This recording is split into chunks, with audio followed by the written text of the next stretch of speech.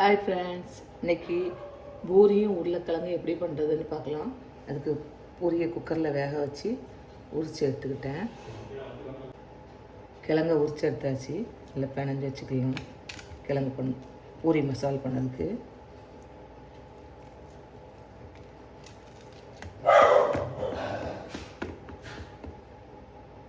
பூரி கிழங்குக்கு வெங்காயம் மிளகாலாம் கட் பண்ணிக்கலாம்.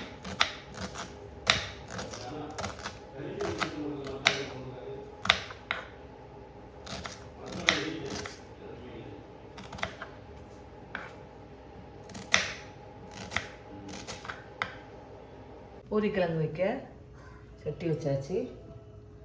2 ஸ்பூன் எண்ணெய் விட்டுக்கலாம். எண்ணெய் நல்லா காயட்டும். எண்ணெய் காஞ்சிச்சு. கடுகு போட்டுக்கலாம். உளுத்தம்பருப்பு, கடலைப்பருப்பு, 2 பெருஞ்சீரகம்,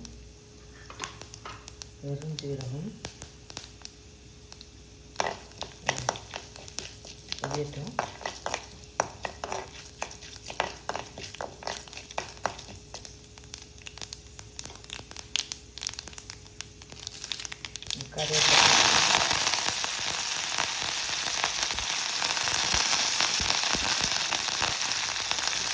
வெங்காயம் பச்சை மிளகாய் போட்டுக்கலாம்.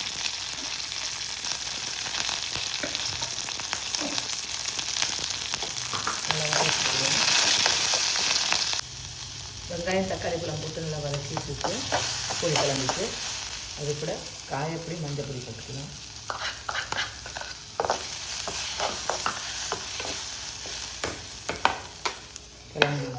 கிளம்பி வச்சிருக்க கிளம்பி போட்டுக்கலாம்.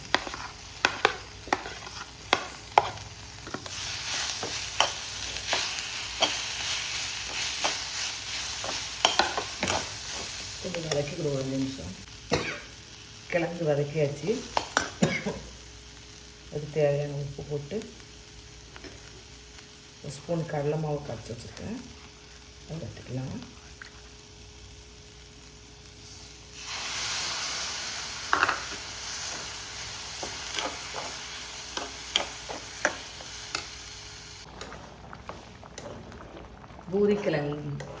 பூரி மசாலா ரெடி ஆயிடுச்சு.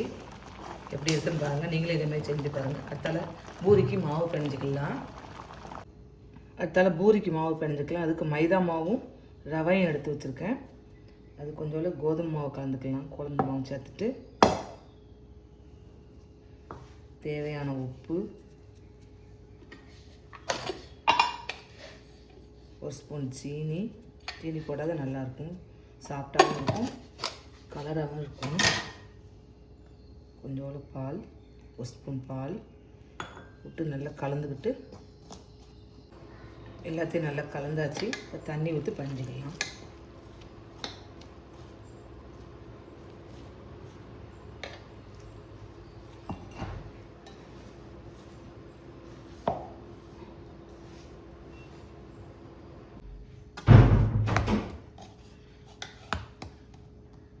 மாவு நல்லா சாஃப்டாக பிணைஞ்சாச்சு. ஒரு 5 நிமிஷம் இருக்கட்டும். பூரி போட்டுக்கலாம். பூரி போடுறதுக்கு சட்டியை வச்சு எண்ணெய் ஊற்றி வச்சாச்சு. இப்போ பூரி எப்படி தேய்க்கிறதுன்னு பார்க்கலாம். இப்போ மாவு இப்படி உருட்டி எடுத்துக்கோங்க.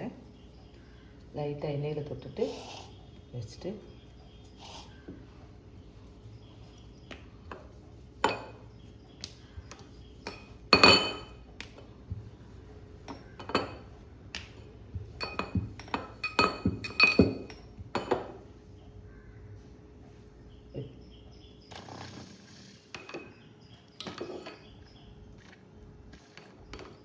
பூரி எண்ணெயில் போய் போட்டு எடுத்துக்கலாம்.